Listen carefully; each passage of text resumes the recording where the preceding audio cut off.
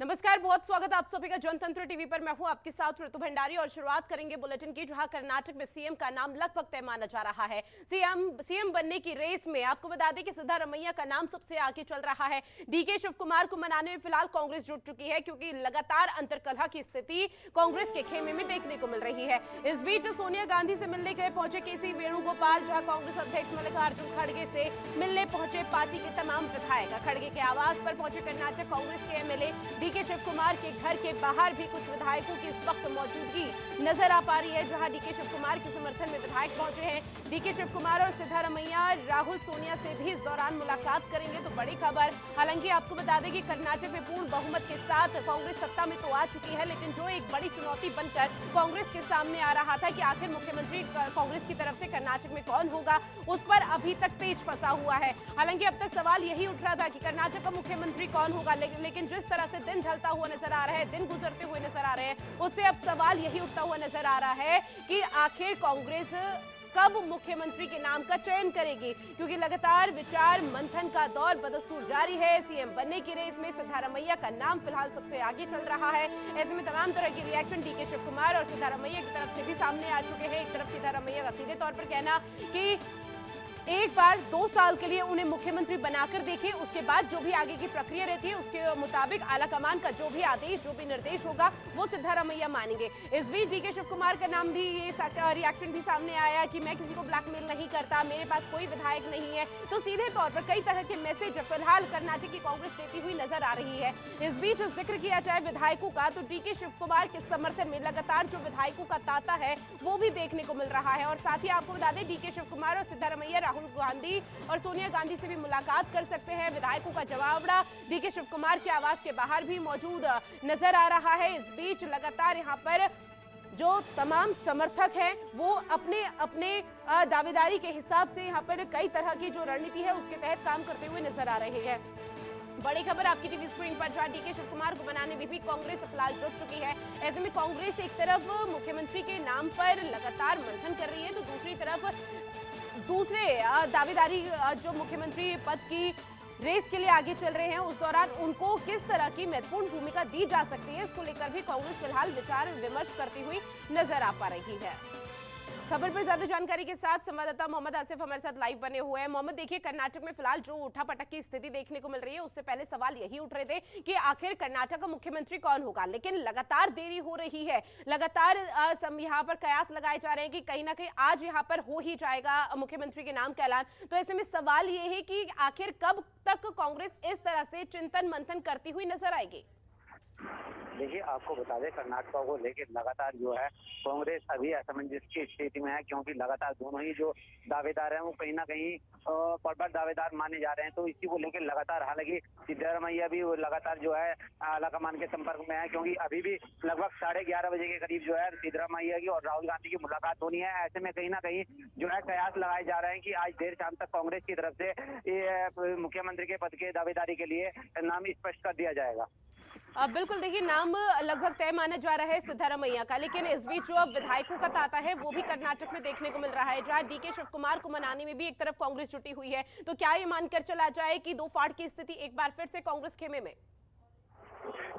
देखिए, आपको बता दें कि जिस तरह से कर्नाटक को लेकर लगातार कांग्रेस असमंजस की स्थिति में है, हालांकि जो सूत्रों की माने तो सिद्धारमैया के नाम पे लगातार कांग्रेस ने फाइनल मोहर लगा चुकी है, लेकिन डी कुमार के नाम पर भी कहीं ना कहीं जो है कांग्रेस पार्टी उनको मनाने पे लगी हुई है। हालांकि उन्होंने साफ तौर पर कह दिया है कि वो कांग्रेस के प्रतिनिधि है और हमेशा वो कांग्रेस में ही रहेंगे। लेकिन लगातार कहीं ना कहीं जिस तरीके से कांग्रेस कर्नाटक को लेकर लगातार घमासान देखा जा रहा है, उसको लेके भी कहीं ना कहीं अभी पार्टी नाम को फाइनल करने में कहीं ना कहीं जो है अभी सारे पहलुओं पर विचार कर रही है, क्योंकि अभी जो सूचना निकल के सामने आ रही है उसमें ये है कि सिद्धारमैया फिलहाल जो है मुख्यमंत्री रहेंगे और डी कुमार जो है वो कहीं ना कहीं जो है डिप्टी मुख्यमंत्री के नाम पे मोहर लग सकती है। लेकिन अभी कुछ भी कहना स्पष्ट नहीं होगा, क्योंकि लगातार दोनों की जो समर्थक है वो लगातार कहीं ना कहीं उनको मुख्यमंत्री बनाने के नाम पे वो विचार कर रहा है। लेकिन लगातार जिस तरीके से अभी जो आखिरी फैसला जो है मल्लिकार्जुन खड़गे को लेना है, तो अभी कांग्रेस की जो बैठक जो होनी है उसके बाद ही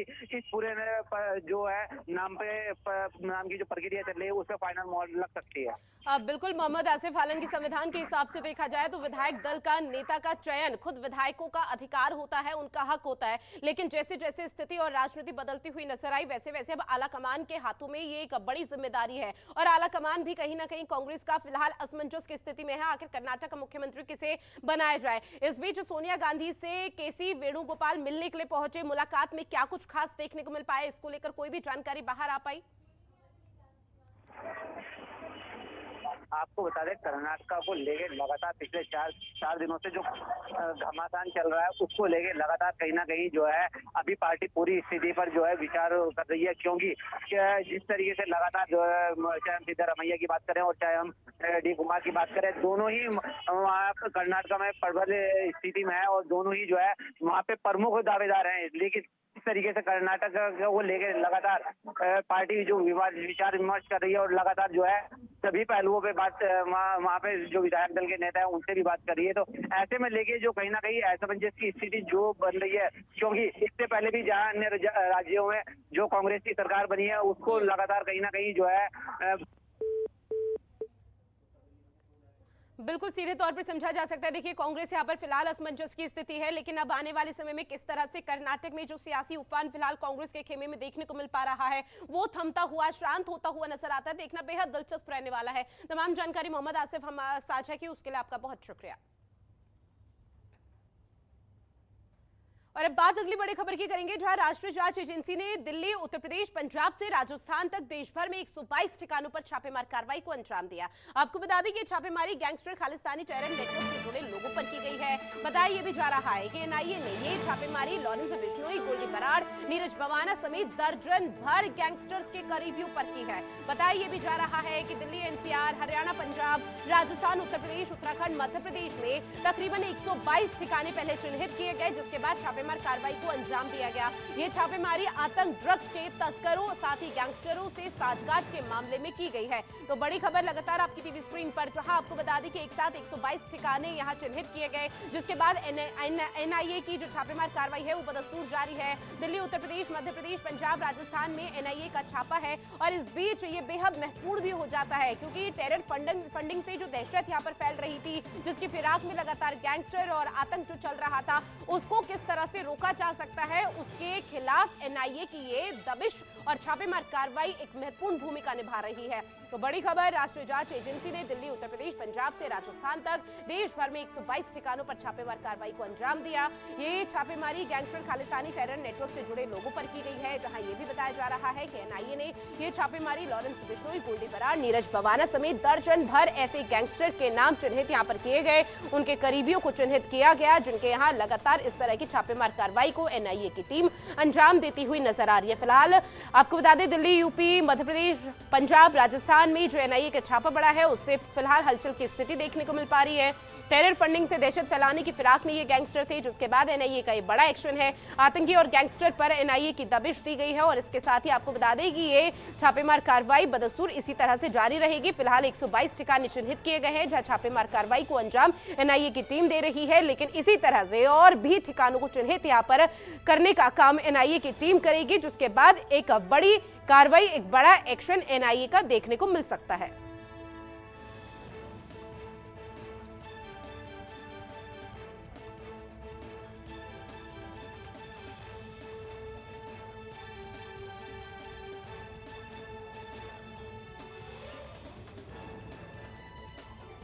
तो राष्ट्रीय जांच एजेंसी ने दिल्ली, उत्तर प्रदेश, पंजाब से राजस्थान तक देश भर में 122 ठिकानों पर छापेमार कार्रवाई को अंजाम दिया। इसके साथ ही आपको बता दें कि पूरी तरह से हलचल की स्थिति यहां पर देखने को मिल पा रही है। तमाम राज्यों में तकरीबन 122 ठिकाने चिन्हित किए गए, जहां एनआईए की छापेमार कार्रवाई बदस्तूर जारी है।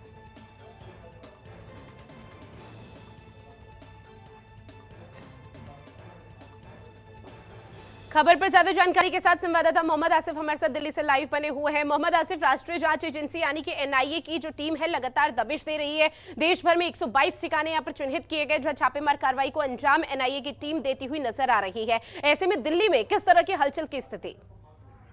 देखिए, आपको बता दें कि आज सुबह ही एनआईए की एजेंसियां जो हैं अलग अलग राज्यों में लगभग 122 जगह पे ऐसे हैं जो जहां पे सुबह से रेड चल रही है, क्योंकि जो एक बड़ा नेटवर्क है, चाहे उसमें हम नीरज भवाना की बात करें, चाहे नीरज भवाना की बात करें या हम गोल्डी बरार की बात करें, लानी कृष्णई की बात करें, तो लगातार ये गैंगस्टर ऐसे हैं जो दिल्ली में और दिल्ली एनसीआर के आसपास जितने राज्य हैं उन सभी में कहीं ना कहीं जो अपना एक नेटवर्क है उसको विस्तार कर रहे थे। तो कहीं ना कहीं उसको लेके लगातार एनआईए पिछले काफी समय से लगातार जो है इनके ऊपर कार्रवाई कर रहा है, क्योंकि इससे पहले एनआईए जो है लगातार कनाडा, पाकिस्तान और अन्य जो देश है उनमें भी बैठे हुए लगातार ये जो गैंग है वहां से अपने जो ऑपरेशन है उसको अंजाम दे रहे हैं। तो इसको लेके लगातार एनआईए जो है एक बड़ी कार्रवाई कर रही है। इससे पहले भी लगातार कई बार एजेंसी जो है लगातार कई सारे में छापेमारी कर चुके हैं। तो इसी के चलते आज सुबह से जो ये छापेमारी चल रही है उसको लेके कहीं ना कहीं गैंगस्टरों में एक भय का माहौल देखा जा रहा है। तो हालांकि अभी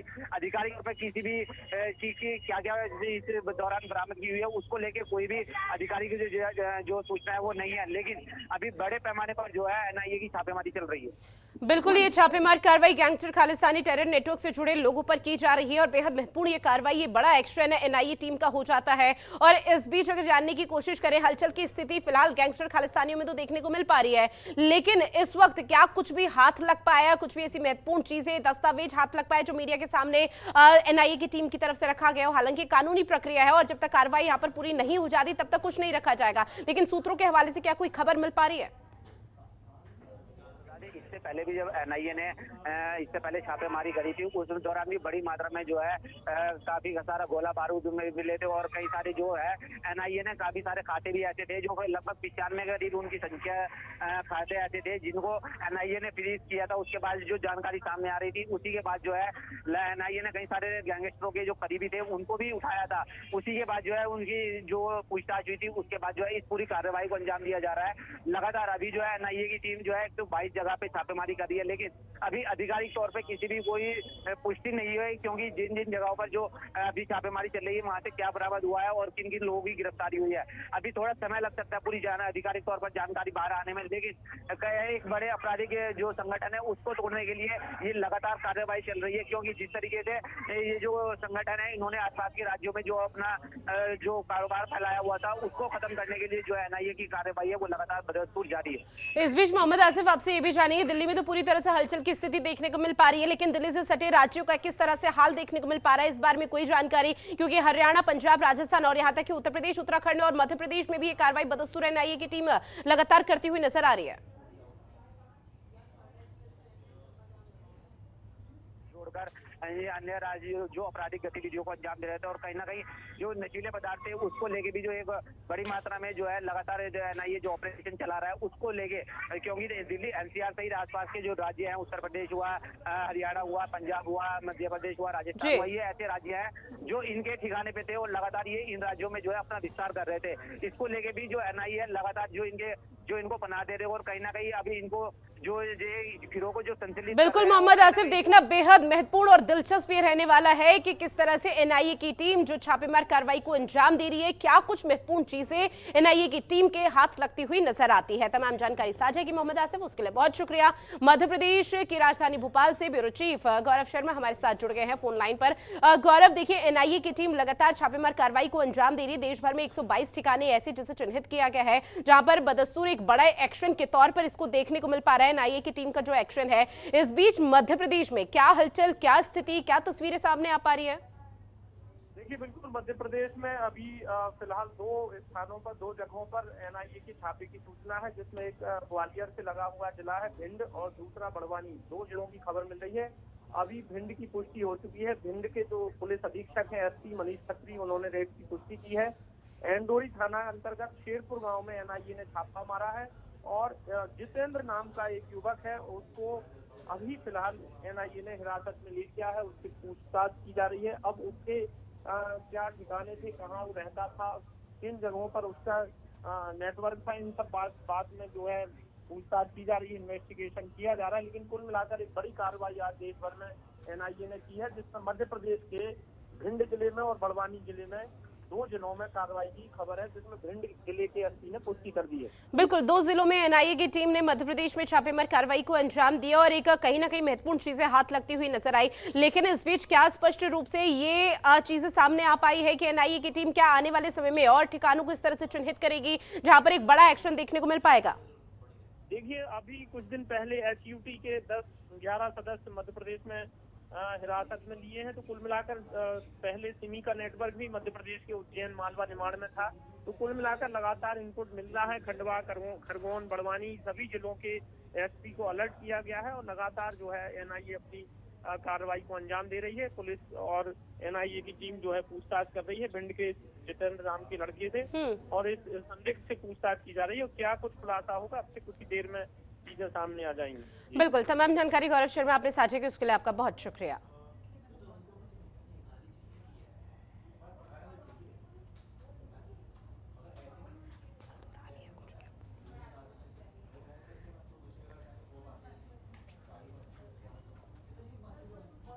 और अब बात अगली खबर की करेंगे, जहां मणिपुर हिंसा मामले में सुप्रीम कोर्ट में आज सुनवाई होने जा रही है। तो आज का दिन बेहद महत्वपूर्ण हो जाता है, जहां मणिपुर हिंसा मामले में सुप्रीम कोर्ट आज अपना फैसला सुनाएगा। ऐसे में आपको बता दें, सुप्रीम कोर्ट को सरकार स्टेटस रिपोर्ट भी सौंपेगी। मैतेई आरक्षण के खिलाफ जो बवाल मणिपुर में देखने को मिला था, जो हिंसा मणिपुर में देखने को मिली थी, उसके लिए आज सुनवाई सुप्रीम कोर्ट में होने जा रही है। मैतेई आरक्षण के खिलाफ अब तक 3 याचिकाएं दाखिल की गई है, जिस पर आज सुनवाई होगी। 8 मई को सुनवाई के दौरान सीजेआई चंद्रचूड़ की बेंच ने कहा था कि ये मानवीय संकट है। विस्थापितों के पुनर्वास, राहत कैंपों में दवा और खाने पीने जैसी जरूरी चीजों का इंतजाम सुनिश्चित किया जाए। इसके साथ ही राज्य में धार्मिक स्थलों की हिफाजत के लिए भी ये महत्वपूर्ण कदम उठाया जाए। इस तरह की बात सीजेआई चंद्रचूड़ की तरफ से की गई थी। तो बड़ी खबर आपकी टीवी स्क्रीन पर, मणिपुर हिंसा मामले में सुप्रीम कोर्ट में आज सुनवाई होनी जा रही है। आज का दिन बेहद महत्वपूर्ण हो जाता है। इस पूरे मामले को लेकर आपको बता दें, मणिपुर में जो हिंसात्मक घटनाएं यहाँ पर लगातार सामने आ रही थी, जिसको लेकर केंद्रीय गृह मंत्री ने भी पूरी तरह से आदेश दे दिया था कि जो दिखे उसे तुरंत में मार दिया जाए, और ताकि किसी भी तरह से हिंसात्मक घटनाएं जो लगातार मणिपुर में हो रही है उस पर रोकथाम हो सके। एक बड़ा फैसला, सुप्रीम फैसला लिया गया था, लेकिन अब सुप्रीम कोर्ट की बारी है। सुप्रीम कोर्ट का फैसला अब सामने आएगा। देखना बेहद महत्वपूर्ण कि सुप्रीम कोर्ट इस पूरे मामले पर किस तरह से फैसला सुनाता है, क्योंकि आपको बता दें कि सुप्रीम कोर्ट को सरकार स्टेटस रिपोर्ट भी सौंपेगा, जहां मैतेई आरक्षण के खिलाफ अब तक 3 याचिकाएं पहले ही कोर्ट के अंदर दाखिल की गई है, जिस पर आज सुनवाई होने जा रही है। 8 मई को सुनवाई के दौरान सीजेआई चंद्रचूड़ की बेंच ने कहा भी था कि ये मानवीय संकट है। विस्थापितों के पुनर्वास, राहत कैंपों में दवा और खाने पीने जैसी जरूरी चीजों का इंतजाम किया जाए। साथ ही राज्य में धार्मिक स्थलों की हिफाजत के लिए कदम भी उठाया जाए।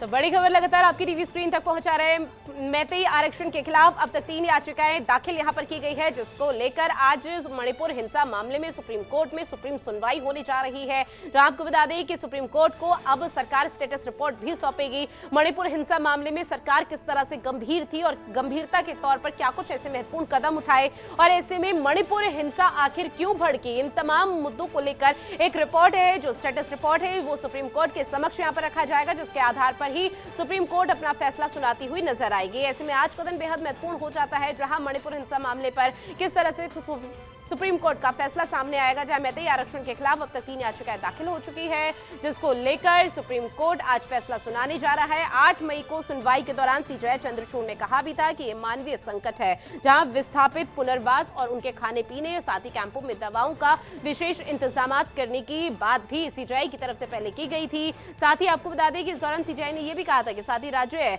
में धार्मिक स्थलों की हिफाजत के लिए भी कदम उठाया जाए। मणिपुर में जो हाल फिलहाल में तस्वीरें सामने आ रही थी, वो बेहद भयावह थी, जिसके चलते एक बड़ा फैसला सरकार की तरफ से लिया गया था। और ऐसे में आप सुप्रीम कोर्ट की बारी।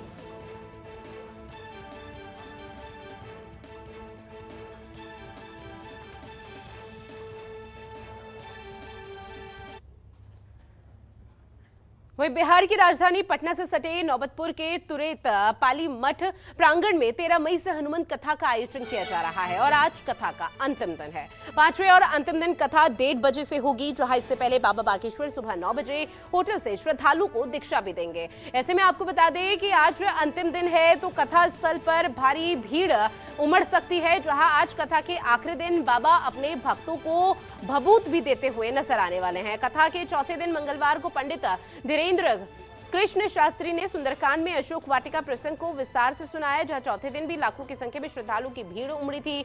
आज बुधवार को अंतिम दिन सुबह बाबा बागेश्वर 200 लोगों को गुरु मंत्र दीक्षा देते हुए नजर आने वाले हैं।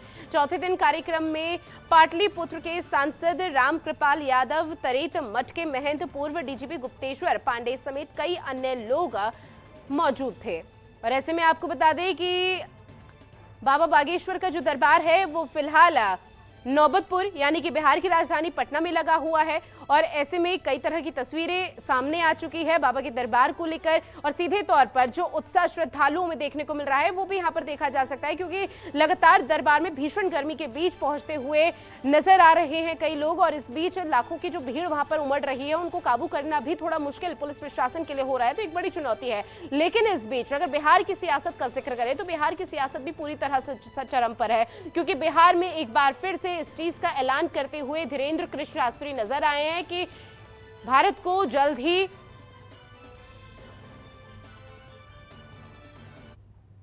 अब बात प्रयागराज की करेंगे, जहां अतीक और अशरफ हत्याकांड से जुड़ी ये बड़ी खबर। न्यायिक आयोग की टीम ने सर्किट हाउस में कैंप किया है, जहां आपको बता दें न्यायिक आयोग की टीम आज से बयान दर्ज करने जा रही है। इससे पहले नोटिस चस्पा कर दिए गए थे, जहां सर्किट हाउस में ही रहकर टीम के सदस्य बयान दर्ज करेंगे। घटना से संबंधित लोगों के लिखित बयान का अवलोकन भी इस दौरान किया जाएगा। बयान दर्ज कराने वालों में पुलिसकर्मी और डॉक्टर शामिल।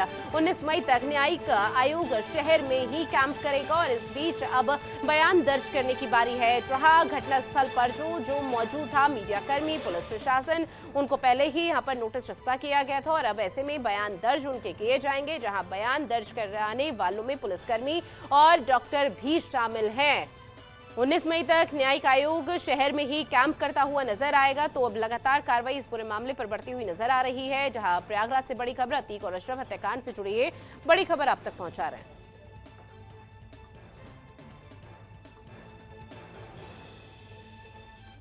और अब बात राजधानी लखनऊ से मिल रही एक बड़ी खबर की, जहां आज से शुरू हुई उत्तर प्रदेश मदरसा बोर्ड की परीक्षाएं। तो बोर्ड ने नकल रोकने के लिए सभी इंतजामात किए गए हैं। सभी परीक्षा केंद्रों पर सीसीटीवी कैमरे भी बाकायदा लगाए गए। लखनऊ इंदिरा भवन में बनाया गया है कंट्रोल रूम। 1 लाख से ज्यादा बच्चे इस दौरान इस बार परीक्षा देते हुए मदरसों में नजर आने वाले हैं।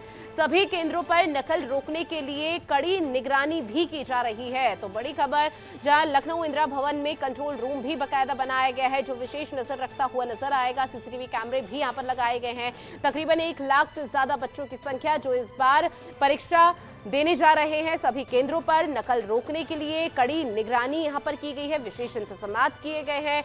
और आज से उत्तर प्रदेश मदरसा बोर्ड की परीक्षाएं शुरू होने जा रही है, जहां आपको बता दें कि बोर्ड ने नकल रोकने के लिए सभी इंतजामात किए गए हैं, जिसके चलते सीसीटीवी कैमरे भी लगाए गए हैं और लगातार सभी परीक्षा केंद्रों के बाहर सुरक्षा बलों की तैनाती भी इस दौरान देखने को मिल पा रही है। चेकिंग लगातार की जा रही है। लखनऊ इंदिरा भवन में कंट्रोल रूम भी बनाया गया, जो विशेष निगरानी रखता हुआ नजर आएगा। 1 लाख से ज्यादा बच्चे इस बार परीक्षा देंगे मदरसा बोर्ड की।